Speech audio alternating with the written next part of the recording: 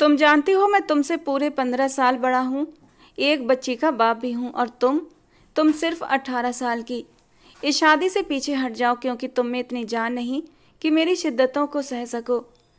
मीर बुज़दान ने उस छोटी सी लड़की को घूरते हुए गंभीर और सख्त लहजे में कहा, मुझे अनाया के साथ रहना है हमेशा के लिए, प्लीज़।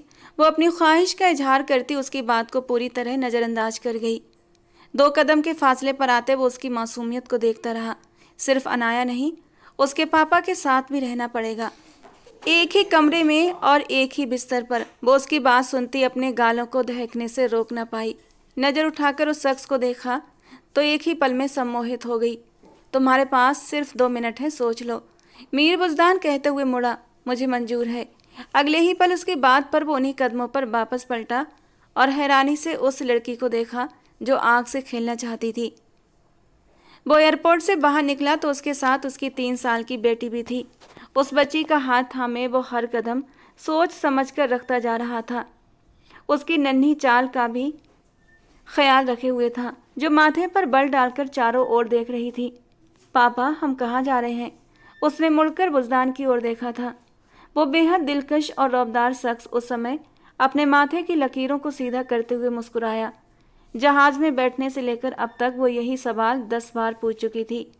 बेटा, आपके दादा के पास, दादी के पास, फुफ्फो के पास, जो सब आपका इंतजार कर रहे हैं कि कब हमारी परी आएगी और हम उसे प्यार देंगे। बुज़दान ने घुटनों के बल बैठते हुए उस गुलाबी गालों वाली बच्ची को अपनी गोद में भर लिया था तो वो खिलखिलाकर हंस पड़ी। माय हैंडसम पापा। वो बुज़दान के गाल पर चूमती उसके गले में बाहें डाल गई। जब भी बुज़दान उसे गोद में उठाता वो बहुत खुश होती थी, क्योंकि तब वो खुद को सच में परियों की रानी समझती थी। बुज़दान जब जब उसकी ओर ध्यान देता तो वो और भी ज़्यादा खिल जाया करती थी। वो बुज़दान से इतनी जुड़ चुकी थी कि उसकी जरा सी भी अनदेखी उसे बर्दाश्त नहीं होती थी। उन्हें मीर विला से ड्राइवर लेने आया था। अब गाड़ी में बैठा वो अपनी बेटी के साथ मीर विला जा रहा था, जबकि दिमाग में तमाम सवालों के जवाब तैयार भी कर रहा था। अनाया की माँ के बारे में सवाल तो ज़रूर होंगे। वो सीट की बैक से टेक लगा गया। अनाया अभी भी उसकी गोद में उसके सीने से लगी बैठी थी। वो बुज़दान को लेकर बहुत सेंसिटिव हो गई थी। कोई भी ऐसा सवाल मत कीजिएगा गजाला कि वो जवाब न दे सके। वो हमारा बेटा है, बड़ा बेटा और सबसे ज़्यादा समझदार बेटा। इतने सालों बाद वापस लौट रहा है तो उसे इस घर में अपनापन महसूस होना चाहिए। किसी अदालत में नहीं खड़ा करना हमारे बेटे को। मीर हसन ने अपनी प्यारी बीबी से धीमे स्वर में कहा। उनकी आंखों में आंसू भर आए। आप जानते हैं, वो हमारा बड़ा बेटा है। उसके सिर पर सेहरा सजाने का कितना अरमान था हमें, लेकिन उसने वहाँ जाकर विदेश में शादी कर ली और वहीं बस गया। क्या उसे हमारी याद नहीं आई? एक बार भी नहीं सोचा कि जब हमें पता चलेगा और वो यूं अचानक हम पर बम गिराएगा तो हमारा क्या होगा? आंसू पोंछते हुए दुख से कहा। गजाला, जो होना था वो हो गया, अब पछताने का क्या फ़ायदा? खोले दिल से उन्हें स्वीकार करें। बहू के साथ आपकी पोती भी है और मुझे यकीन है पोती को देखकर आप सब कुछ भूल जाएंगी और उसकी हो जाएंगी। मीर हसन ने उसकी आंखों से आंसू पोंछते हुए उन्हें अपने सीने से लगाया कि तभी मेन गेट से गाड़ी के अंदर आने की आवाज़ सुनाई दी। उधर देखिए गजाला, वो 10 साल बाद वापस लौट रहा है। मुझे उम्मीद है आप उसे अच्छे से मिलेंगी। वो हमारी पहली औलाद है।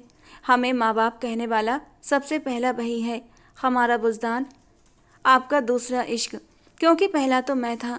वो उन्हें समझाते हुए प्यार से मुस्कुराते बोले। उन्होंने अपने प्यारे पति को मोहब्बत भरी नज़रों से देखा।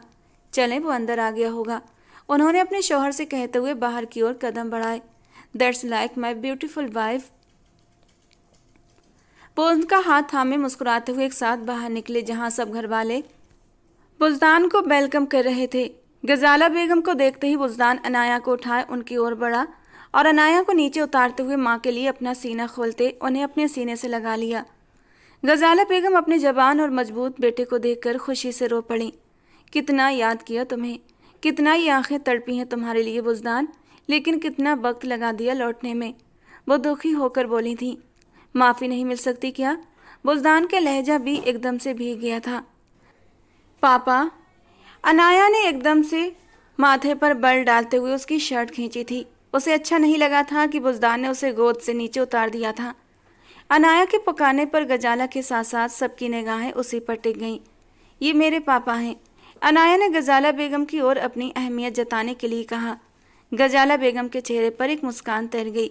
ये मेरी पोती है। जी, आपकी पोती अनाया। बुज़दान ने रुक रुक कर कहा। तो गजाला बेगम नीचे झुकते हुए उसे सीने से लगा चुकी थीं। बहुत प्यारी हो तुम अनाया, बिल्कुल अपने पापा की तरह। उसका गाल चूमते हुए गजाला बेगम ने उसे शर्माने पर मजबूर कर दिया था।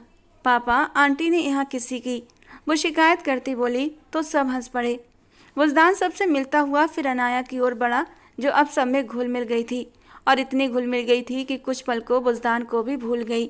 उसे बस प्रोटोकॉल चाहिए था, अपने पापा की तरह। कुछ सोचते हुए बुज़दान के चेहरे पर उदासी की परछाइयाँ उभरी, लेकिन माँ के बुलाने पर उनका ध्यान उधर गया। बेटा, अनाया की मम्मा कहाँ है? वो नहीं आई? गजाला की बात पर अब सबकी निगाहें बुज़दान के ऊपर जाकर टिक गई थीं। उसकी डेथ हो गई। इस एक खबर ने सबको कुछ पल के लिए चुप करवा दिया। उसे कैंसर था, वो सरवाइव नहीं कर पाई। अनाया को अकेलेपन का बहुत एहसास हो रहा था। वो बहुत अपसेट हो गई थी, इसलिए उसे यहाँ ले आया इंडिया, जहाँ सब मेरे अपने हैं, जो मेरी बच्ची को अपना प्यार देंगे, इज्जत देंगे, अपने होने का गर्व महसूस कराएंगे। उसकी माँ अब इस दुनिया में नहीं है, इस बात को कभी उसे जताएंगे नहीं, बल्कि उसकी कमी कभी महसूस नहीं होने देंगे। बुज़दान धीरे से बोले जा रहा था और वहाँ मौजूद सब लोग बहुत खामोशी से उसकी बात ध्यान से सुन रहे थे, उसकी हिम्मत की दाद भी दे रहे थे। गजाला बेगम ने आगे बढ़कर अनाया को अपनी गोद में भर लिया। उसकी माँ मैं हूँ, यह हमारी पोती नहीं, हमारी बेटी है, हमारी जान है। गजाला बेगम ने उसके माथे पर चूमते हुए उसे अपने सीने में भींच लिया तो सबके चेहरे पर एक मुस्कान खिल उठी। उसी वक्त अचानक एक लड़की दौड़ती हुई अंदर दाखिल हुई। उस एक्सप्रेस ट्रेन को देखकर सबने उसका रास्ता छोड़ दिया था। उसकी स्पीड का कोई मुकाबला नहीं था। जब भी आती थी, आंधी तूफान साथ लाती थी। सब पीछे हटे उसका रास्ता खाली कर रहे थे, लेकिन बुज़दान तो समझ ही नहीं पाया था कि ये सब क्या हो रहा है। इसीलिए वो अपनी जगह सीधा खड़ा रहा और वो लड़की सीधे उसके फौलादी सीने से जा टकराई। उसे लगा कि उसकी पूरी दुनिया ही घूम चुकी है। माथे पर हाथ रखते हुए वो जितनी तेजी से उससे टकराई थी, उतनी ही तेजी से पीछे गिरती फर्श पर जा लगी। हाय, मर गई अम्मी जी, मेरा माथा तोड़ दिया। उसने रोना पीटना शुरू कर दिया। उठ जाओ रेलवे एक्सप्रेस, जाशिया ने मजाक उड़ाते हुए कहा। छुक छुक करती रेलगाड़ी आई। आदिल ने भी ठाका लगाया तो वो लड़की मुंह बनाते हुए उठकर खड़ी हुई। आपका तारुफ सीधा मेरे माथे के बीच में घुसे हैं आप? उस लड़की ने मुंह चिढ़ाते हुए कमर पर हाथ रखकर लड़ाई वाले अंदाज में पूछा। बुज़दान ने एक नज़र उस छोटी सी लड़की को देखा जो मुश्किल से उसके कंधे तक पहुंच रही थी, जबकि उसका माथा एक तरफ से हल्का हल्का लाल हो गया था। बुज़दान ने माँ की ओर देखा। बेटा, ये हमारे पड़ोस में जो मिर्जा साहब है ना, उनकी बेटी है हया। और हया, ये मेरे बड़े बेटे हैं बुज़दान। ओ अच्छा, ये वही जो विदेश से आने वाले थे और इतने ज़्यादा अकड़ू और खड़ूस कि अपने माँ बाप के दुख का भी इन्हें एहसास नहीं था। मीर बुज़दान हसन, वो उसका पूरा नाम लेती और उसे अच्छे अच्छे नामों से नवाजती। हैरानी में उसे देखती रह गई। नाइस टू मीट यू, वो उसकी ओर देखती एक तीखी मुस्कान हंसकर चुप हो गई थी। बुज़दान ने उसे इग्नोर करते हुए अपनी बेटी की ओर देखा, जो उसे देखते ही उसकी ओर दौड़ पड़ी थी। बुज़दान ने उसे प्यार से देखते हुए अपनी गोद में भर लिया।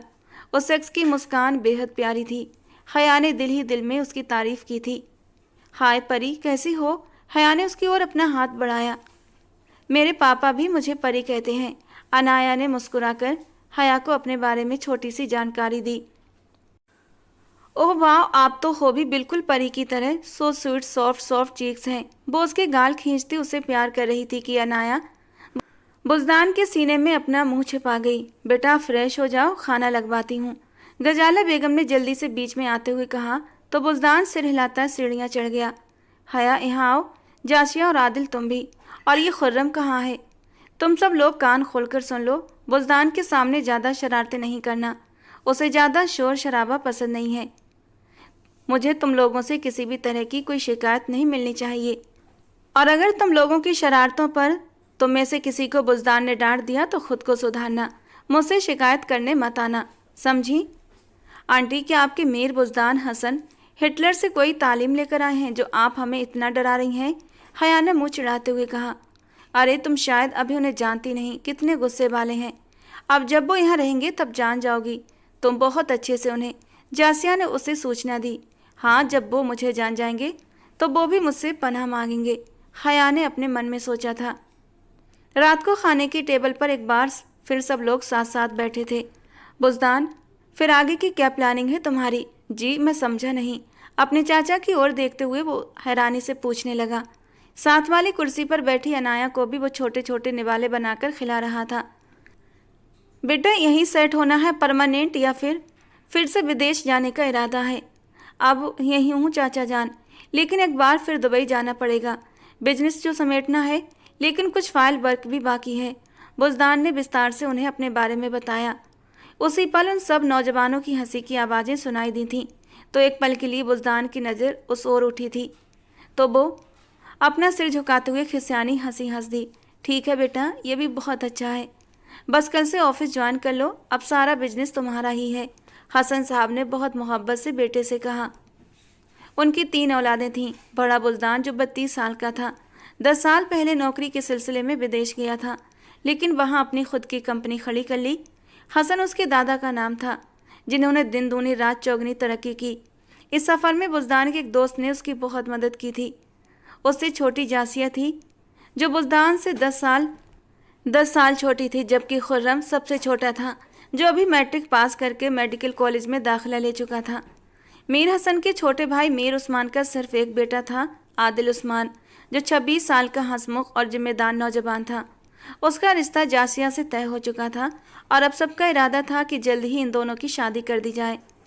इसी बीच जब बुज़दान के आने की खबर मिली तो घर में एक नई रौनक आ गई थी।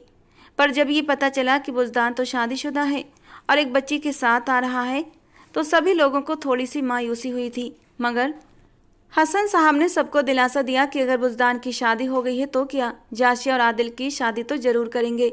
इस बात से सब लोग फिर से खुश हो गए और बुज़दान के आने से घर में जैसे बहार आ गई। बुज़दान रात को अनाया को अपने कमरे में सुलाकर बाहर गार्डन में आ गया और मोबाइल पर अपने दोस्त जलील से बात कर रहा था। जलील वही था जिसने बुज़दान को उस वक्त सहारा दिया जब उसे सबसे ज़्यादा किसी अपने की ज़रूरत थी। वो बात करता करता बगीचे में आ गया था। ताज़ा हवा में आंखें बंद किए, एक हाथ पॉकेट में डाले, जलील की बात को बड़े ही ध्यान से सुन रहा था। दूसरी तरफ हया अपने घर की छत पर खड़ी रोज की तरह कॉफ़ी पीती हुई जाशिया के साथ गपशप कर रही थी। जाशिया अपनी छत पर थी। दोनों घरों के बीच सिर्फ एक दीवार थी और मुहब्बतें इतनी गहरी थीं कि उस दीवार में एक दरवाज़ा तक लगवा दिया गया था। ए जाशी, वो देखो तुम्हारा भाई फ़ोन पर लगा है, इतनी रात को ज़रूर किसी लड़की का चक्कर होगा। हया ने आंखें छोटी करते हुए कहा। पागल, धीरे बोल, एक तुम खुद एक्सप्रेस और वॉल्यूम तुम्हारा लाउड स्पीकर, थोड़ा धीरे बोलो, अगर उन्होंने सुन लिया तो क्या हो जाएगा, क्या कर लेंगे वो? हया ने और भी ऊंची आवाज़ में कहा था। जो बुज़दान फ़ोन पर बात कर रहा था उसकी नज़र अचानक आवाज़ की ओर उठी और सामने उस लड़की को देखकर उसके माथे पर बल पड़ गए थे। फ़ोन काटता हुआ वो उसे घूरते हुए पलटा और फिर से उन्हीं कदमों पर उसी ओर देखने लगा। जाशिया, बुज़दान की आवाज़ सुनते ही जाशिया के तो रोंगटे खड़े हो गए थे। जी भाईजान, इस वक्त इतनी रात को छत पर क्या कर रही हो? बुज़दान की सख्त आवाज़ पर जासिया के तो हाथ पांव बुरी तरह ठंडे पड़ चुके थे। जी भाई, बस नीचे आ रही थी। जासिया ने हया को गुस्से से देखते हुए सीढ़ियों की ओर कदम बढ़ाए। इतनी देर में वो नीचे आई तो बुज़दान की नज़र उस लड़की पर पड़ी जो बिना पलक झपकाए उसे ही देख रही थी। भाई, आपको कुछ चाहिए? जासिया ने बुज़दान के सामने आकर पूछा। नहीं, लेकिन आगे से रात को छत पर मत जाना, बुज़दान ने साफ लफ्ज़ों में कहा तो वो हाँ में सर हिलाते हुए अंदर चली गई। अब बुज़दान की नज़र फिर से हया पर टिकी, जो अभी भी उसी तरह उसे घूर घूर कर देख रही थी और अब तो उसके चेहरे पर हल्की सी मुस्कान भी थी। बुज़दान ने नाम में सर हिलाया और ख़ुद भी वापस अंदर की ओर चला गया। कुछ तो बात है भाई बंदे में, कुछ तो ख़ास है। वो भी मुस्कुराते हुए नीचे उतर गई। बुज़दान और अनाया घर भर में ऐसे घुल मिल गए जैसे बरसों से यहीं रह रहे हों। घर में जासिया और आदिल की शादी की तैयारियां जोर शोर से शुरू हो चुकी थीं। बुज़दान ने बड़े भाई का फ़र्ज बखूबी निभाया और हर इंतजाम उसने अपने जिम्मे ले लिया। मीर हसन बुज़दान के वापस आने से बेहद खुश थे। अनाया ज़्यादातर वक्त या तो गजाला बेगम के पास बिताती या फिर हया के साथ शरारतें करते हुए। दोनों बहुत अच्छे दोस्त बन चुके थे। अब तो हया आते ही अनाया अनाया कहती हुई सीधा उसके कमरे में घुस जाती। फिलहाल वो बुज़दान के साथ उसी के कमरे में ही सो रही थी। बुज़दान उसके लिए अपने रूम के साथ वाला रूम सेट करवा रहा था। बिल्कुल उसकी पसंद के मुताबिक डेकोरेशन करवा रहा था। वो छोटी थी लेकिन अपनी पसंद सबको बता रही थी। घर वालों को तो जैसे एक नया खिलौना मिल गया था। हर कोई उसके साथ वक्त बिताकर खुश रहता। अनाया, यहाँ आओ, ये देखो मैं तुम्हारे लिए क्या लाई हूँ। हया ने उसके लिए एक बहुत ही प्यारा सा, उसके कद जितना एक बड़ा सा टेडी बियर लाकर उसे थमाया तो अनाया के चेहरे पर एक खुशी भरी चमक उभरी थी। ये मेरा है सच में? वो टेडी बियर को हाथों में लेते हुए जोश से बोली थी। Yes my sweet heart, it's for you. अच्छा लगा ना? हया उसके मासूम चेहरे पर खुशी की झलक देखकर खुद भी बच्चों की तरह खुश हो रही थी। ये बहुत प्यारा है। थैंक यू हया ममा। अचानक ही उस मासूम परी के मुंह से हया के लिए ममा का शब्द निकला तो हया चौंक कर उसकी ओर देखने लगी, जबकि वो बच्ची अपनी टेडी बियर से खेलती रही जैसे कुछ कहा ही ना हो। उसकी सदा पर हया मुस्कुराकर उसे अपनी गोद में उठाते हुए ढेर सारा प्यार करने लगी। घर में जासी और आदिल की मेहंदी का फंक्शन अरेंज हो रहा था। आज माइयों की रस्म थी और कल मेहंदी थी। हर तरफ हल्ला गुल्ला मचा हुआ था। बुज़दान सबसे ज़्यादा बिजी था। ऐसे में अनाया को वो अपनी मम्मा के हवाले किए हुए था। शाम को जब वो तैयार होने कमरे में आया तो अनाया के हाथ में इतना बड़ा टेडी बियर देखकर हैरान रह गया। अनाया बेटा यहाँ आओ। बुज़दान ने प्यार से उसे अपने पास बुलाया। जी पापा। वो टेडी बियर थामे बुज़दान के सामने आई। ये तुम्हें किसने दिया बेटा? ये मुझे हया मम्मा ने दिया है।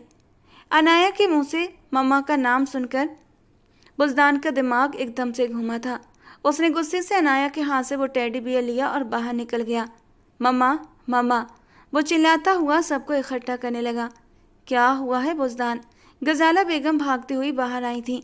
मम्मा, आप इस हया को मना कर दें। मेरी बेटी से दूर रहे वो, वरना क्या? अचानक से हया सामने आ गई। दोनों अब आमने सामने थे। तुम मेरी बेटी से दूर रहो, समझी? बुज़दान अब डायरेक्ट उससे बोलता हुआ उसका दिया टेडी बियर उसके कदमों में जोर से पटक चुका था। एक पल के लिए हया की आंखें भीग गईं। बाकी सब सिचुएशन को समझने की कोशिश कर रहे थे। बुज़दान, क्या हुआ बच्चे? तुम क्यों इतना? गजाला बेगम को बुज़दान का इतना गुस्सा परेशान कर गया। कर लें गुस्सा और करे गुस्सा, मैं नहीं होंगी दूर उससे। अनाया से दूर नहीं होना मुझे। उस बच्ची से मुझे क्यों दूर करना चाहते हैं आप? वो उसकी आंखों में आंखें डालकर बोली। क्योंकि वो मेरी बेटी है, तुम्हारी नहीं। तुम हो कितनी सी जो खुद को मम्मा कहलवा रही हो? बुज़दान माथे पर बल डालते हुए सर्द आवाज़ में बोला तो सब हैरान रह गए। ये क्या बोल रहे हो बुज़दान? सही कह रहा हूँ मैं। मेरी बेटी का दिमाग ख़राब कर रही है ये लड़की। मना कर दें इसे। अगर मेरी बेटी के पास ये मुझे दिखाई दी तो जान से मार देंगे मुझे। तो मार दें, लेकिन अनाया को नहीं छोड़ूंगी। हया भी जिद्दी लहजे में बोली। हया चुप हो जाओ, क्या कह रही हो? गजाला बेगम ने हया को गुस्से से चुप कराना चाहा। आइंदा मेरी बेटी के पास आना, फिर बताऊंगा तुम्हें। बुज़दान लब भींचे बोलता आगे बढ़ा कि सामने अनाया को खड़ा रोता देखकर उसके कदम ठिठक गए। अनाया? बुज़दान उसकी आंखों में आंसू देखकर एकदम से बुरी तरह तड़प उठा था, जबकि अनाया पलटती हुई कमरे की ओर भागी थी। बुज़दान हया को फिर से एक गहरी नज़र से देखता अनाया के पीछे लपका। हया, ये क्या पागलपन है? क्यों ये सब कर रही हो? गजाला ने उसे समझाना चाहा। आंटी, आपने देखा ना उन्होंने कैसे मेरा दिया हुआ गिफ्ट फेंक दिया। कोई इंसान किसी के साफ जज्बातों के साथ ऐसा कैसे कर सकता है? हया अब बाकायदा रो रही थी। अनाया ने तुम्हें मम्मा क्यों कहा? आदिल ने गहरी सांस भरते हुए ठंडे लहजे में कहा। मैंने नहीं कहा था, सच्ची में आंटी, उस बच्ची के मुंह से निकल गया। इसमें इतना हाइपर होने वाली कौन सी बात है? कौन सा उसके मम्मा कहने से मैं उसकी मम्मा बन जाऊंगी? हया अभी भी रो रही थी। अच्छा, ये रोना धोना तो बंद और चलो तैयार हो जाओ। जासिया की मेहंदी है, हल्ला गुल्ला किसने मचाना है? अगर तुम ऐसे ही रोती रही तो मैं नहीं आती अब यहाँ। मुझे लगा आप सब मेरी फैमिली हैं, मैं अकेली नहीं, लेकिन आज महसूस हुआ मेरा कोई भी नहीं। हया का इस दुनिया में कोई नहीं था। माँ का साथ बचपन में ही छूट गया था, उन्हें भी कैंसर था, लास्ट स्टेज पर पता चला था। उस वक्त हया अनाया जितनी थी। वो अनाया का दर्द दिल से महसूस कर सकती थी। माँ की मौत के बाद उसके बाप ने दूसरी शादी नहीं की। वो अपनी बीवी से बहुत मोहब्बत करते थे और बेटी से भी, लेकिन बीवी के जाने का गम दिल से लगाकर वो भी 2 साल बाद इस दुनिया से चल बसे। 5 साल की थी हया जब नौकरों की भीड़ उसे घेरती थी। ऐसे में गजाला बेगम ने उसे बिल्कुल माँ जैसी चाहत दी। उसके रिश्ते की एक खाला थी जो उसके साथ रहती थी। वो उसका बहुत ख्याल रखती थी। हया उनसे बहुत मोहब्बत करती थी। पर 3 साल पहले उनकी भी मौत हो गई। तब से हया मीर बिला के लोगों के साथ बहुत ज़्यादा अटैच हो गई थी। और आज वो बहुत ज़्यादा उदास हो रही थी, रो रही थी और सबको उदास भी कर रही थी। अच्छा, अब ज़्यादा इमोशनल मत हो। ये घर भी तुम्हारा है और हम सब भी, इसलिए उदासी ख़त्म करो और मेहंदी की तैयारी करो, वरना मैं सच बता रही हूँ, तुम्हारे बिना मैंने मायो नहीं बैठना। चासिया ने उसे प्यार से गले लगाते हुए कहा तो वो रोते रोते मुस्कुरा दी। देख लें आदिल भैया, आपकी दुल्हन क्या कह रही है, बाद में मुझे ब्लेम मत करना। हया की बात पर सभी लोग मुस्कुरा दिए। अच्छा, मैं जरा अनाया को देख कर आती हूँ। मम्मा मम्मा, अचानक बुज़दान की आवाज़ पर सब लोग चौंक उठे थे और उसके कमरे की ओर भागे, जहां बुज़दान अनाया को बाहों में लिए होश में लाने की कोशिश कर रहा था, जबकि अनाया बेहोशी की हालत में बिस्तर पर पड़ी थी। हया तो दरवाजे तक पहुंचते ही अपने पैरों से जान निकलती महसूस करती वहीं गिर गई। मम्मा देखिए, इसे क्या हुआ, ये आंखें नहीं खोल रही। बुज़दान के चेहरे पर हवाइयाँ उड़ रही थीं। आदिल ने आगे बढ़कर देखा तो वो ठीक थी। जासिया, पानी लाओ। पानी लाते उसके चेहरे पर छींटे मारे तो वो धीरे धीरे अपनी आंखें खोल गई। उसे होश में आता देख बुज़दान ने एक गहरा सांस भरा था और कसकर उसे अपने सीने से लगा लिया। अनाया, अनाया मेरी जान, एक पल में अपने पापा की जान निकाल दी आपने, बुल्लम लहजे में बोला। सबकी ओर देखते हुए वो हया को ढूंढ रही थी, जो दरवाजे को बीचों बीच बैठी रोती हुई दिखाई दी। अनाया सबको छोड़ती उसकी ओर भागती उसके गले से लग गई। आई लव यू हया मम्मा, वो उसके गले से लगे मोहब्बत से बोल रही थी और हया भी उसे अपने सीने से ऐसे लगाए हुए थी जैसे वो उसी की बच्ची हो। गजाला बेगम ने कनखियों से बुज़दान को देखा, जिसका चेहरा बिल्कुल सपाट था, जबकि हया और अनाया का प्यार देखते हुए गजाला बेगम के दिमाग में कुछ और ही चलने लगा था। मम्मा पापा, यार आप क्या कह रहे हैं, वो बच्ची है, आप उसे मुझसे कैसे ब्याह सकते हैं। बुज़दान उनकी बात सुनता कुछ हद तक भड़क उठा। वो बच्ची पूरे 18 साल की है। गजाला ने उसकी गलत बात को सही किया। तो क्या हुआ, मुझसे पूरे 15 साल छोटी है वो मम्मा, कैसे कर सकता हूँ मैं उससे शादी। बुज़दान ने उलझे हुए कहा। जैसे बाकी सब करते हैं। बुज़दान, आखिर मसला क्या है। एज कोई मैटर नहीं करती और वैसे भी अनाया को माँ की ज़रूरत है, और जब हया को कोई ऐतराज़ नहीं तो तुम्हें क्या मसला है यार। मीर हसन ने उसके कंधे पर हाथ रखते हुए कहा। उनकी बात सुनकर एक पल को बुज़दान चुप हो गया। वो राजी थी, ये सोचते हुए बुज़दान को और ज़्यादा गुस्सा आया था। पापा, मेरे अंदर इतना स्टेमिना नहीं कि 2 बच्चियों को संभाल सकूं। वो अनाया की माँ क्या बनेगी जो अभी तक खुद बच्ची है। बुज़दान की बात पर मीर हसन चाहकर भी अपनी हंसी रोक न पाए। गजाला बेगम भी धीरे से मुस्कुरा दी। यार, मैं यहाँ सीरियस हूँ और आपको मजाक सूझ रहा है। वो नाराज हो गया। बेटा, हम सब हैं ना, अनाया को हम सब मिलकर संभाल लेंगे। अनाया हया से बहुत अटैच हो गई है और सबसे बढ़कर हया का दिल साफ है। वो अनाया से सच्ची मोहब्बत करती है। उसे माँ की ज़रूरत है बेटा, और अगर उसके लिए तुम्हें कल किसी और लड़के से शादी करनी पड़ी और वो अनाया के लिए अच्छी माँ साबित ना हुई तो कम से कम हया खुद चाहती है कि वो ये शादी करे। फिर तो कोई इशू नहीं होना चाहिए। हमारी खुशी की खातिर मान जाओ बेटा, आदिल के साथ हम तुम्हारा भी काम निपटा देते हैं। मीर हसन ने भी बात को आगे बढ़ाया तो बुज़दान झुंझला कर रह गया। वो लगातार कमरे में इधर से उधर चक्कर लगा रहा था।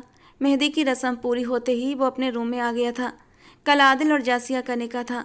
सब लोग खुश दिखाई दे रहे थे।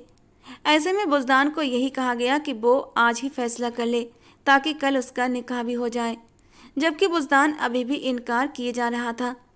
अनाया भी उससे कल से नाराज़ थी। ना वो मायों की रस्म में उसके पास आई थी और ना ही आज मेहंदी के बाद।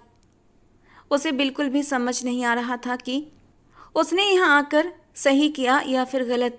तभी दरवाजे पर हल्की सी दस्तक के साथ दरवाज़ा खुला। बुज़दान ने पलटकर आने वाले को देखा। तुम यहाँ क्या कर रही हो, क्यों आई हो। बुज़दान के माथे पर बल पड़े। आपको क्या मसला है, शादी कर लेना मुझसे। उसकी बात पर बुज़दान ने हैरानी से उसे देखा। Are you in your sense? Yes I am. आप बस राजी हो जाइए और अपना गुस्सा ख़त्म करिए। ज़िंदगी को मुस्कुराकर जीना सीखिए। शादी का मतलब भी जानती हो? अब की बार बुज़दान 2 कदम आगे बढ़ाता हुआ उसके बेहद करीब आते हुए धीरे से बोला था। हाँ जानती हूँ, 18 साल की हूँ, कोई दूध पीती बच्ची नहीं। मुझे तो तुम बच्ची ही लगती हो। बुज़दान ने उसकी बात पर लब भींचे। पूरे 15 साल बड़ा हूँ तुमसे, एक बच्ची का बाप भी, और तुम सिर्फ 18 साल की। इस शादी से पीछे हट जाओ वरना। एक तो आप बढ़ना बहुत करते हैं। अच्छा, अगर 15 साल बड़े हैं तो क्या हो गया? वैसे इसमें आपका कसूर है। आपको क्या जल्दी पड़ी थी इस दुनिया में आने की? थोड़ा लेट नहीं हो सकते थे? हया, अपनी ज़बान को काबू में रखो। मेरे गुस्से से अभी तुम नावाकिफ़ हो। मुझसे शादी करके अपना आप गवा दोगी तुम, क्योंकि तुम में इतनी जान नहीं कि मेरी शिद्दतों को सह सको। मीर बुज़दान ने इस छोटी सी लड़की को देखते हुए गंभीर और सख्त लहजे में कहा। प्लीज़ बुज़दान भाई, मुझे अनाया से दूर मत करें। मुझे अनाया के साथ रहना है, हमेशा के लिए, प्लीज़। वो अपनी ख्वाहिश का इजहार करती उसकी बात को सरासर इग्नोर कर गई थी। उसके अंदाज में अनाया के लिए झलकती मोहब्बत साफ साफ दिख रही थी। 2 कदम का फासला तय करते हुए वो और भी उसके करीब आया। उसके चेहरे की मासूमियत को देखता रह गया। सिर्फ अनाया नहीं, उसके पापा के साथ भी रहना पड़ेगा, एक ही कमरे में, एक ही बिस्तर पर। अब की बार बुज़दान ने उसे डराकर पीछे हटाना चाहा, लेकिन वो भी हया थी। एक बार जो ठान लेती तो पीछे नहीं हटती थी। जबकि बुज़दान की खुली खुली बातें सुनकर अपने गालों को दहकने से रोक न पाई। नज़र उठाकर उस खूबसूरत जादू भरी पर्सनालिटी के शख्स को देखा जो एक पल में ही उस पर मोहक सी हो गई थी। तुम्हारे पास सिर्फ 2 मिनट का वक्त है, सोच लो। शादी के बाद वही करना होगा जो मैं कहूँगा। मीर बुज़दान कहते हुए मुड़ा। मुझे मंजूर है। अगले ही पल उसकी बात पर वो उन्हीं कदमों पर वापस पलटा और हैरानी से उस लड़की को देखा जो आग से खेलना चाहती थी। बुज़दान को लगा था कि वो उसे डरा धमकाकर चुप करवा देगा, कि वो इस शादी से इनकार कर देगी, पर वो भी अपने नाम की एक ही थी। अपनी बात से 1 इंच पीछे नहीं हट रही थी। उसे फ़र्क ही नहीं पड़ रहा था कि बुज़दान उससे कितना बड़ा है, साथ ही साथ एक बच्ची का बाप भी है। न जाने उसके दिमाग में क्या चल रहा था। बुज़दान काफ़ी उलझ गया था, लेकिन माँ बाप के सामने वो इस लड़की से निकाह के लिए मान गया। एक तरफ जासी और आदिल का निकाह हुआ तो दूसरी तरफ हया और बुज़दान का। मुबारक का शोर बुलंद हुआ तो मीर हसन के चेहरे पर खुशी देखी जा सकती थी। हया की तरफ से उसका कोई रिश्तेदार नहीं था जो इस शादी में शरीक होता। अनाया हया की गोद में चढ़कर बैठी थी। मेरी हया मम्मा। वो बेख्तियार उसके गालों पर किस देती चली गई। उनकी मोहब्बत देखकर सभी ने उन्हें दुआएं दी थीं। खाने पीने से फ्री होते ही जासी और हया को एक साथ बाहर लाया गया। दोनों बेहद खूबसूरत लग रही थीं। अनाया हया का हाथ थामे थामे परियों की चाल चलती उसके साथ बाहर आई। दोनों ने सेम मैचिंग पहन रखी थी। बेटी को आते देख बुज़दान अपनी जगह से उठकर खड़ा हुआ। आदिल ने जासिया का हाथ थामे उसे स्टेज पर चढ़ाने में मदद की। उसके बाद हया ने स्टेज की ओर कदम बढ़ाना चाहा, लेकिन बुज़दान ने उसकी ओर अपना हाथ नहीं बढ़ाया, बल्कि आगे बढ़कर अनाया को अपनी गोद में भर लिया। हया का दिल जोरों से धड़का। वो वहीं खड़ी आंसू पीती खुद ही स्टेज की ओर बढ़ने लगी कि बुरी तरह लड़खड़ा गई। इससे पहले कि वो जमीन पर गिरती, बुज़दान ने उसकी कमर में हाथ डालकर उसे अचानक खींचकर अपने सीने से लगा लिया। एक बाजू में उसने अनाया को उठाया हुआ था, जब दूसरे बाजू से उसने हया को संभाला हुआ था। उस पल को खुर्रम ने कैमरे में कैद कर लिया था। वहीं मीर हसन अपने बेटे को इस तरह देखते हुए मुस्कुरा रहे थे। वाकई 2 बच्चियों को संभालना दिल और हिम्मत वालों का काम होता है, और ये काम तो सिर्फ बुज़दान ही कर सकता था। अनाया मेरी जान, आज दादू के पास सोएगी, कल से फिर आप हया मम्मा के पास सो जाना। गजाला बेगम उसे कब से अपने साथ ले जाने के लिए मना रही थी, लेकिन वो हया की गोद में घुसी बैठी थी। नहीं जाना, मैंने हया मम्मा के पास रहना है। हया मम्मा कहानी सुनाए ना। अनाया उसकी गोद में सिर रखे लेटी हुई थी। हया ने उसका माथा चूमते हुए उसे कहानी सुनाना शुरू कर दी। वो बहुत ध्यान से कहानी सुन रही थी। गजाला उन्हें देखती मुस्कुराती बाहर निकल गई। अनाया कहानी सुनते सुनते सो चुकी थी। वहीं हया आज के पूरे दिन की थकान की वजह से बिस्तर के सिरहाने पास टिककर खुद भी आंखें बंद कर गई और यूं ही टिके टिके नींद की वादियों में खो गई। उसे पता ही नहीं चला। बुज़दान कमरे में आया तो उन्हें इस तरह सोता देखकर एक पल को रुक गया। फिर धीरे से आगे बढ़ते हुए अनाया को अपनी गोद में उठाकर साथ वाले कमरे में ले गया, जहां अनाया का प्यारा सा छोटा सा बेड लगा हुआ था। उस कमरे का दरवाज़ा बुज़दान के कमरे से ही खुलता था। उसे सुलाते हुए अच्छी तरह से कंबल उड़ाकर वो वापस अपने कमरे में लौटा। सामने वो 18 साल की लड़की को सोता देखकर अपना माथा मल कर रह गया और सिर झटकते हुए शावर लेने चला गया। वापस लौटा तो हया अभी भी गहरी नींद में थी। बुज़दान अपने गीले बालों को सुखाता आईने से उसके नाजुक वजूद को देखता खुद पर परफ्यूम की बौछार करता चला गया। फिर धीरे से उसके पास आते हुए बिस्तर पर बैठा। कितने मज़े से वो उसकी नींदें उड़ाकर अब खुद सपनों की दुनिया में खोई हुई थी। बुज़दान तो गुस्से में आते ही उसे पकड़कर तकिए पर लिटा देता है। फिर उसके ऊपर झुककर वो उसके चेहरे को गौर से देखने लगता है और एक पल के लिए उस मासूम से चेहरे में खो सा गया। उसका चेहरा बहुत मासूम था। उसकी मासूमियत उसकी पवित्रता का प्रमाण दे रही थी। पहली बार किसी लड़की ने उसके दिल को छू लिया था और वो भी उससे आधी उम्र की थी। वो उसके चेहरे पर अपनी गर्म सांसों की हल्की सरसराहट छोड़ता है और उसे नींद से जगाने में सफल हो जाता है। अनाया, अनाया कहाँ है? बोलते ही अपनी गोद में अनाया को न पाकर घबराकर पूछ बैठी। अनाया अपने कमरे में सो रही है।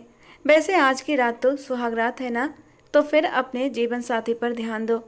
बुज़दान किस बात पर हया के हाथ पांव ठंडे पड़ जाते हैं। मुझे डर लग रहा है, प्लीज़ ऐसा मत कहिए, हया ने गहरा सांस भरते हुए कहा।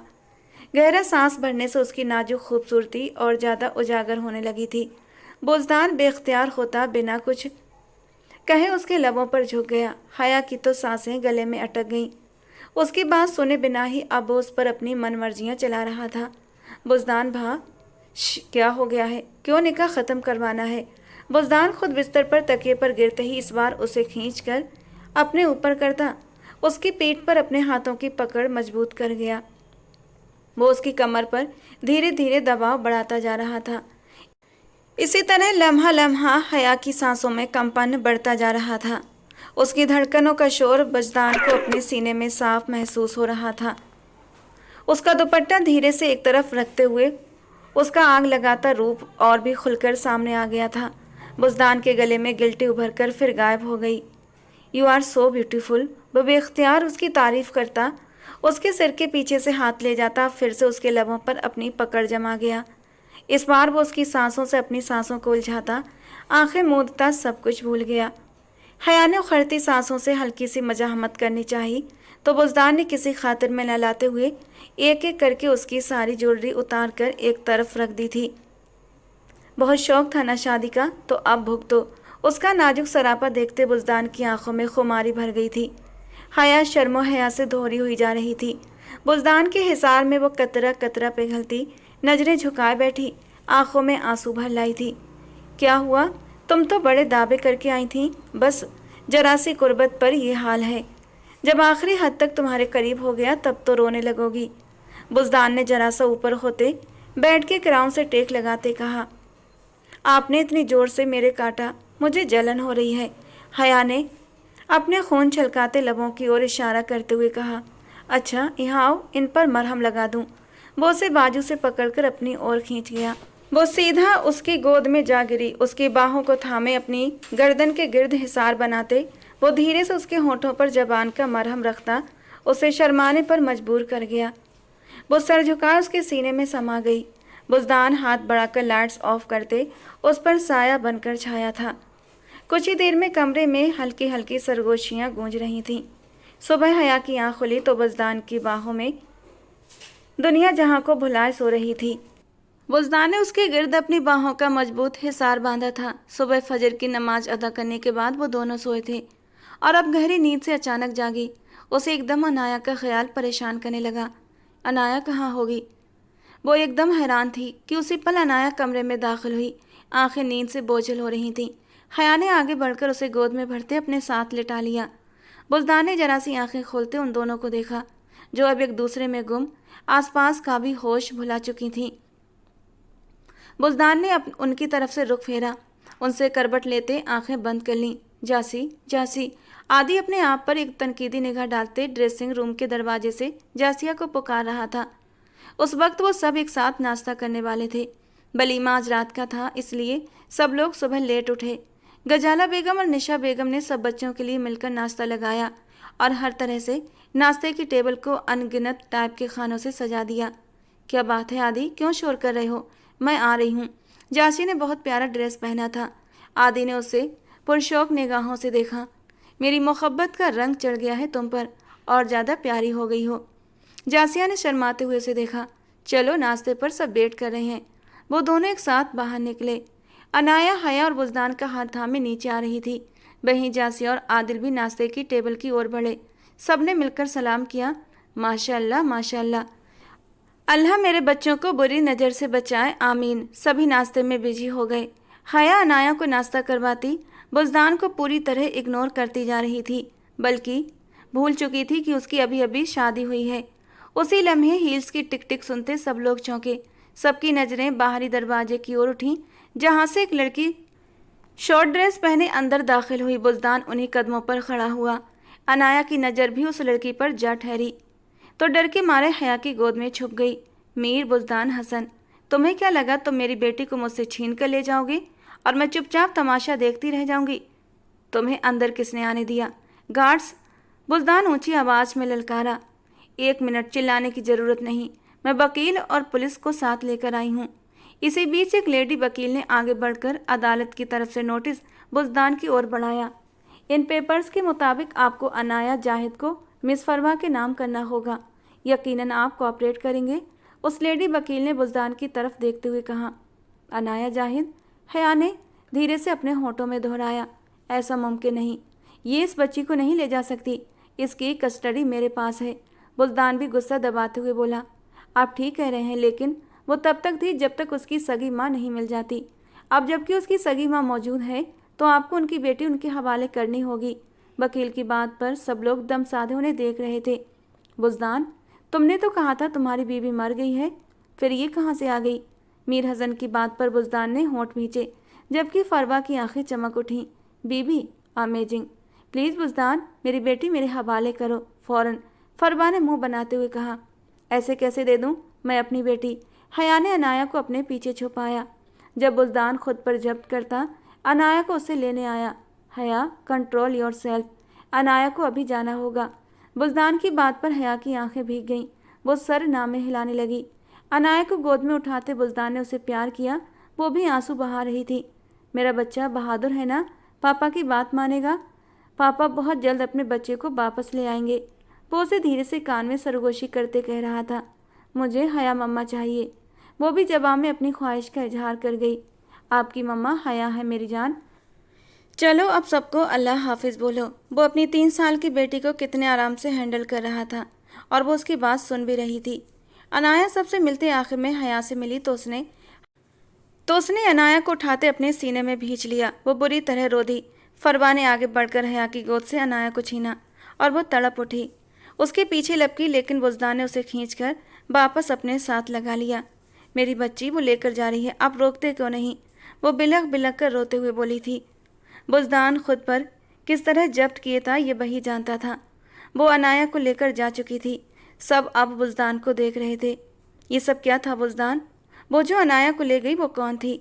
गजाला को सख्त चुभाता ये सब। ममा, वो अनाया की सगी माँ है। हया को सीने से लगा वो धीरे से बोला। व्हाट? गजाला तो सर थाम कर रह गई। हया ने भी बेयकीनी से उसे देखा। आप झूठ बोल रहे हैं, आपने कहा था वो मर गई है। हया तड़क कर बोली। झूठ कहा था? उसकी बात पर हया का जी चाहा दहाड़े मार कर रोए। मतलब वो तुम्हारी बीबी है? वो जिंदा है? अनाया की माँ? जब ऐसी बात थी तो तुमने हया से शादी क्यों की? हसन साहब गुस्सा हुए। आपने मजबूर किया था। मैं तो आखिर तक इनकार करता रहा। कब कहा मैंने कि मेरी हया से शादी कराओ?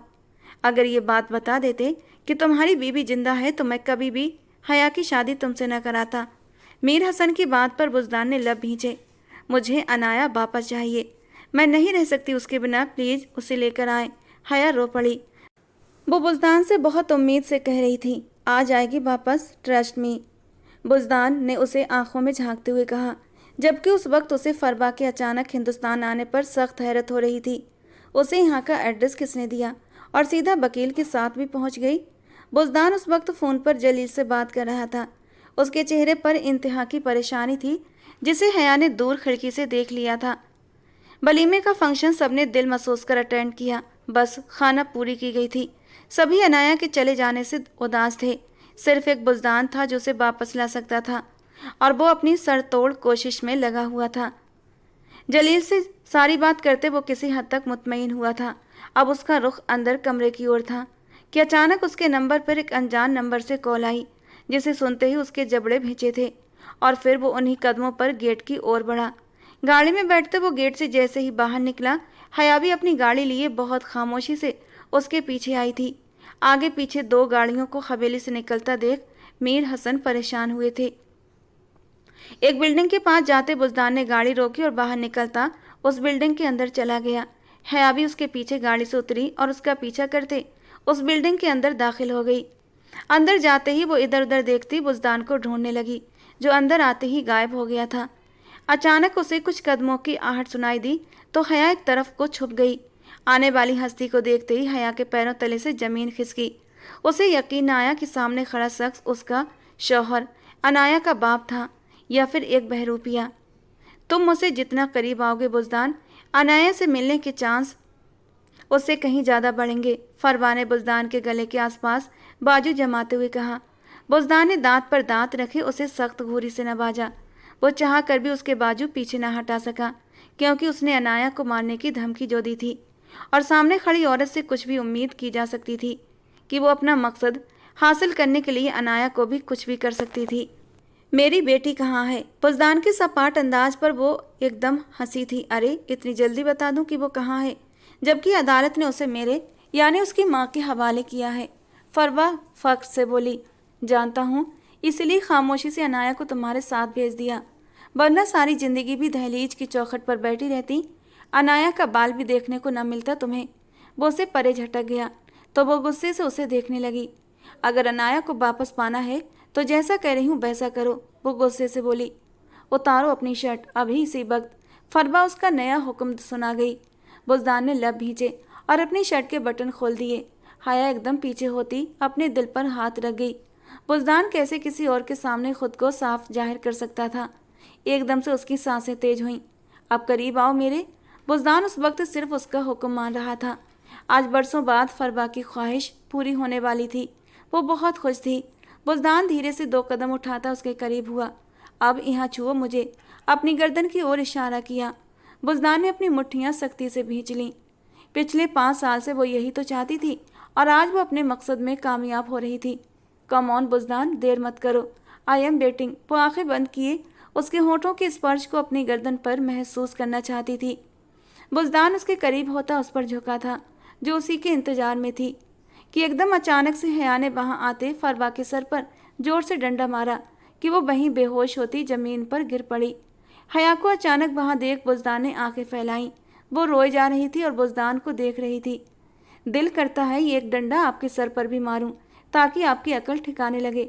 बहुत रोमांस के कीड़े फड़फड़ा रहे हैं ना, तो एक ही डंडे में सारे कीड़े ठंडे पड़ जाएंगे।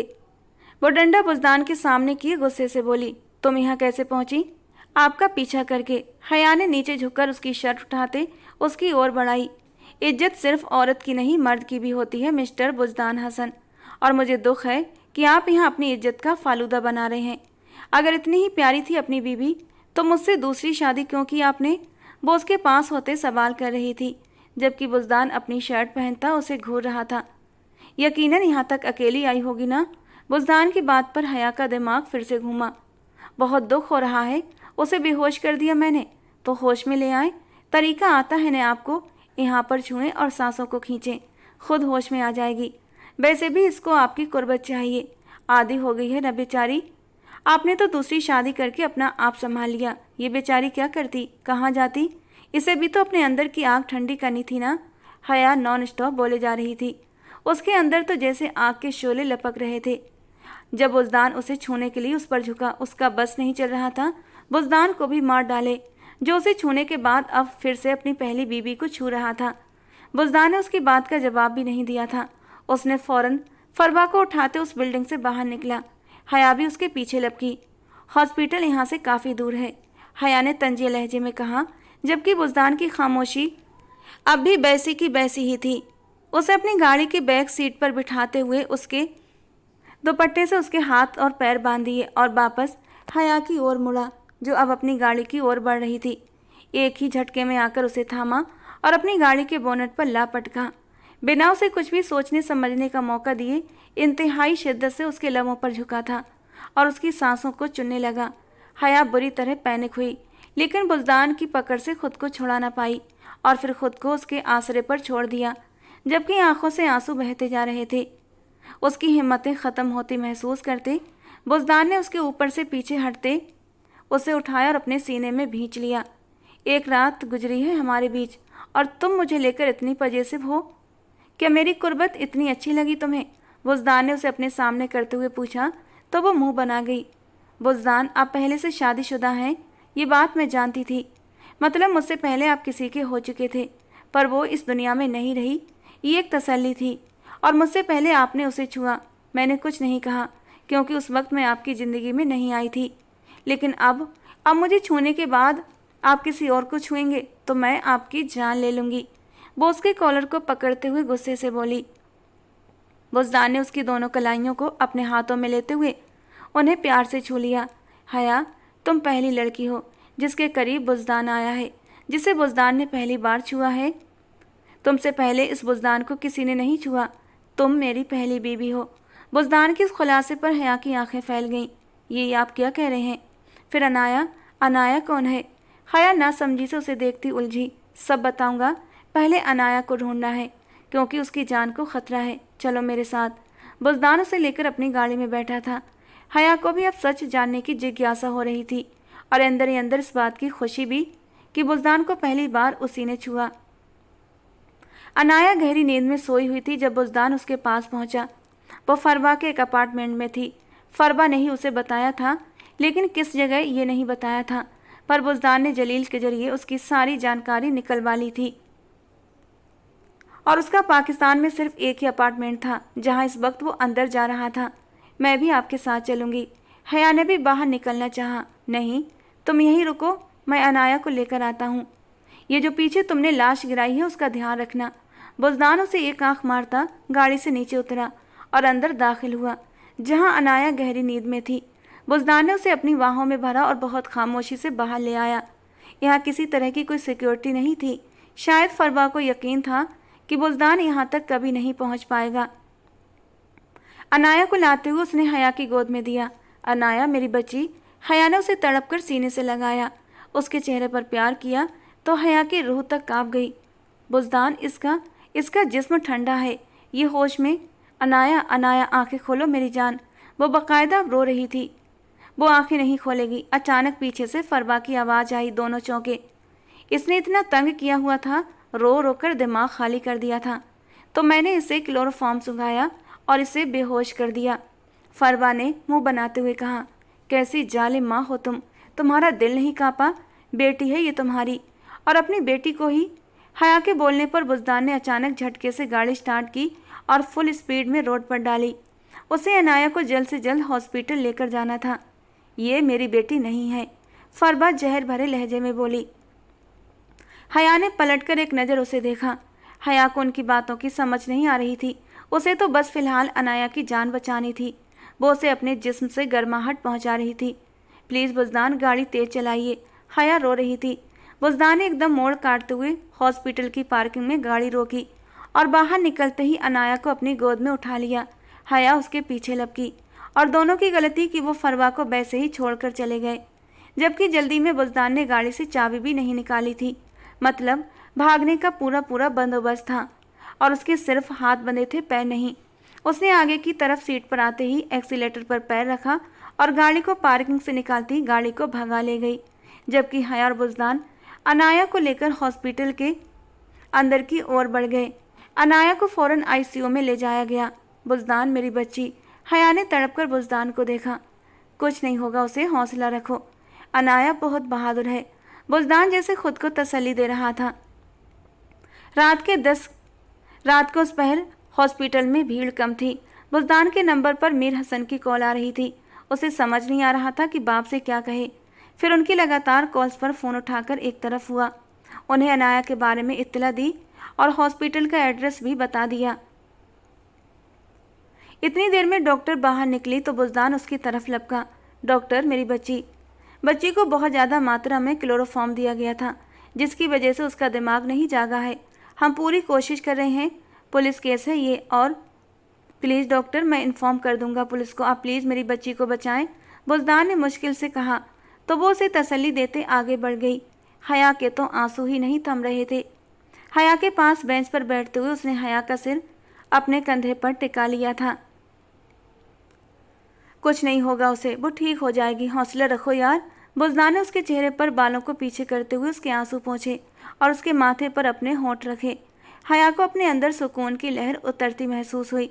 कुछ ही देर में मीर हसन और मीर उस्मान वहां आ पहुंचे, साथ में गजाला भी थी। गजाला को देखते ही हया उनके सीने से लग गई। आंटी, मेरी बच्ची, वो बिलक बिलक कर रो पड़ी। ये सब कैसे हुआ? मीर हसन पूछे बिना न रह सके। बुज़दान ने उन्हें इन शॉर्ट में सब कुछ बता दिया। कोई माँ इतनी जालिम कैसे हो सकती है? गजाला बेगम भी हैरान थी कि अपनी बेटी की जान लेने की कोशिश करे। वो उसकी बेटी नहीं है आंटी, इनफैक्ट वो बुज़दान और फरवा की बेटी ही नहीं है। हया तेजी से बोली तो सबके मुंह हैरानी से खुले रह गए। ये क्या बोल रही हो बुज़दान? क्या हुआ अनाया? ये अनाया क्या बोल रही है? गजाला बेगम का चेहरा धुआं धुआं हुआ। बुज़दान ने होंठ खींचे और हया को देखा। मम्मा, अनाया मेरी ही बेटी है और मेरी बेटी ही रहेगी। इसका तो दिमाग काम नहीं कर रहा, कुछ भी बकवास किए जा रही है। बुज़दान को हया पर अब गुस्सा आने लगा था। वो उसे अपने कमज़ोर लम्हों में सच्चाई का कुछ हिस्सा बता गया था, लेकिन अब पछता रहा था जो वो सबके सामने उस सच्चाई को रखने लगी थी। हया ने दहलकर बुज़दान को देखा जो बेहद गुस्से से उसे घूर रहा था। वो खामोशी से सिर झुका गई। अनाया को फाइनली होश आ गया था। बारी बारी से सब उससे मिलने गए। बुज़दान सबसे पहले मिला था। हया और गजाला बेगम एक साथ गई थी, जबकि बुज़दान अब पुलिस को इन्वॉल्व करने का इरादा कर चुका था। वो नहीं चाहता था कि फरबा दोबारा से अनाया के साथ कुछ भी गलत करे। पुलिस इंस्पेक्टर ने वहां आते ही बुज़दान का बयान लिया, बच्ची का भी बयान लिया गया और यह भी पुलिस इंस्पेक्टर को बता दिया गया कि फरबा उसकी गाड़ी लेकर फरार हो गई है। अनाया को डिस्चार्ज करके सब लोग घर ले आए। सब अनाया के वापस आने पर खुश थे। मीर हसन ने अब अपने असरो रसूख का अपने एक जज दोस्त से सारी बात शेयर की, उनसे मदद मांगी। उन्होंने पूरा साथ देने का यकीन दिलाया। चलो बच्चों, रात हो गई, अब सब अपने अपने कमरों में जाओ और जाकर आराम करो। बाकी की बातें अब सुबह करेंगे। गजाला बेगम ने सबको अपने अपने कमरों में भेजा और हया ने कनखियों से बुज़दान को देखा, जो उसकी तरफ न देख रहा था और न बात कर रहा था। हया ने अनाया को सुलाते हुए बिस्तर की एक तरफ लिटाया। उस मासूम के माथे को चूमती वो सुकून से बुज़दान के पास आई, उसके कंधे पर हाथ रखा, जो रुख मोड़े खिड़की से बाहर देख रहा था। झटके से बुज़दान ने हया का हाथ पीछे किया और उसकी कलाई को कमर पर मरोड़ते हुए उसे अपने सीने से लगाते हुए बेहद गुस्से से बोला, एक बात बोली थी तुमसे, तुमने वो भी आगे तक पहुंचा दी। मुझे क्या पता था कि आगे नहीं बतानी, आप मुझे बोल देते। हया ने उसी को ब्लेम कर दिया, जिस पर बुज़दान के माथे पर बल पड़ गए। आपने मुझे कौन सी पूरी सच्चाई बताई जो मैं छुपा लेती? आधी अधूरी बात। अनाया मेरे दोस्त जमाल और किंजा की बेटी है। उनकी कार एक्सीडेंट में डेथ हो गई थी, लेकिन जमाल को शायद पहले ही अंदाज़ा था कि कुछ बुरा ना हो जाए। अपने एक्सीडेंट से 2 दिन पहले उसने वसीयत की थी, अगर उसे और उसकी बीवी को कुछ हो जाता है तो अनाया की कस्टडी मेरे पास रहेगी और मैं उसे हमेशा बाप बनकर पालूंगा। उसके इस दुनिया से चले जाने के बाद मैं बहुत रोया था, क्योंकि वो मेरा बहुत अच्छा दोस्त था, मेरे मुश्किल वक्त में काम आया था। और फिर मैंने उसकी बेटी को अपनी बेटी बनाकर हिंदुस्तान ले आया। और ये फरवा, ये कहाँ से आ गई बीच में? हया ने ताव में आकर पूछा। ये किंजा की बहन है, उसकी हमशक्ल। उसी बात का फ़ायदा उठाते हुए वो उसकी माँ बनकर वापस लौट आई, अदालत को गुमराह किया और अनाया की कस्टडी उसकी माँ के पास चली गई। मुझसे शादी की ख्वाहिशमंद थी। बुज़दान ने जोर से अपना सर झटक दिया। मुझे डर था कि वो अनाया को नुकसान न पहुंचा दे, और वही हुआ। वो एक जालिम औरत है, बच्ची का भी लिहाज नहीं किया उसने। बुज़दान ने दुख से कहा। हया ने एक नज़र सोई हुई अनाया को देखा। बुज़दान, अनाया आपकी बेटी नहीं, लेकिन मेरे प्यार में फिर भी आप कभी कमी महसूस नहीं करेंगे। अनाया को प्यार भरी नज़रों से देखते हुए वो धीरे से बोली। बुज़दान ने उसे अपनी बाहों के घेरे में लिया। ये बात हमेशा हमारे बीच रहनी चाहिए हया। मैं नहीं चाहता घर में कोई इससे दूरी अपनाए। सब उसे मेरी बेटी समझकर ही उससे प्यार करते हैं। अगर घर में लोगों को सच्चाई पता लगी तो उस प्यार में कमी आ जाएगी, जो मुझे बिल्कुल भी मंजूर नहीं। वो उसके गाल से अपना गाल सटाते हुए गंभीर लहजे में बोला, किसी को कुछ भी पता नहीं चलेगा। हया ने गहरा सांस भरते हुए बुज़दान को गर्दन मोड़कर देखा। उसकी आंखों में मोहब्बत का ठाटे मारता समंदर था। हया की पलकें भारी हुईं। आप जानते हैं, मुझे ये जानकर बेहद खुशी हुई कि आपकी पहली बीवी मैं हूँ। आपको छूने वाली पहली लड़की भी मैं हूँ। वो चहकी थी। बुज़दान ने उसे अपने सीने से लगा लिया और बहुत मोहब्बत और प्यार से उस पर अपनी शिद्दतें लुटानी शुरू कर दी। कभी ज़िंदगी में कोई लड़की इस कदर नहीं भाई कि उसे खुद के करीब करता। तुम तो सीधा शादी करके इस दिल पर अपना राज जमा गई। बुज़दान ने उसे बिस्तर पर लिटाते मीठी सरगोशी की तो वो उससे शर्माकर उसी के सीने में पनाह ढूंढने लगी। रात का अंधेरा छटा तो सुबह सबके चेहरों पर खुशी की लहर दौड़ गई। मीर बिला में एक बार फिर से खुशियों ने दस्तक दी थी। पुलिस की कॉल पर बुज़दान एक्सक्यूज करता एक तरफ हुआ था और उनकी बात सुनता हुआ वापस आया।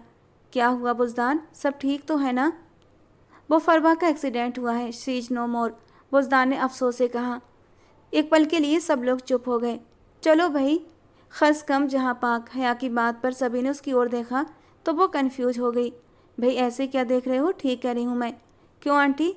गजाला ने तस्दीक चाही तो उसे खुद से लगा गई। उन्हें अपनी ये छोटी सी नटखट बहू बहुत पसंद थी। उसके आने से मीर बिला जगमगा उठा था। बुज़दान ने अनाया को उठाए हुए गहरे एहसास भरी नज़रों से हया को देखा था और हया उसके करीब आती अपना मोबाइल सामने करती बुज़दान के साथ खड़ी होकर एक सेल्फी लेने लगी, लेकिन कैमरे में वो पूरे नहीं आ रहे थे। अपने छोटे कद की वजह से वो सेल्फी नहीं ले पा रही थी। बुज़दान ने उससे मोबाइल लेते हुए सेल्फी ली, जिसमें हया की नज़रें बुज़दान पर थीं और अनाया की नज़रें हया पर। एक पूरी मुकम्मल फैमिली थी। दोस्तों, आज की कहानी कैसी लगी ज़रूर बताना। पसंद आई हो तो प्लीज़ लाइक करना। रोज़ एक नई और रोमांटिक कहानी के लिए हमारे चैनल को सब्सक्राइब करना। मिलते हैं दोस्तों अगली कहानी में।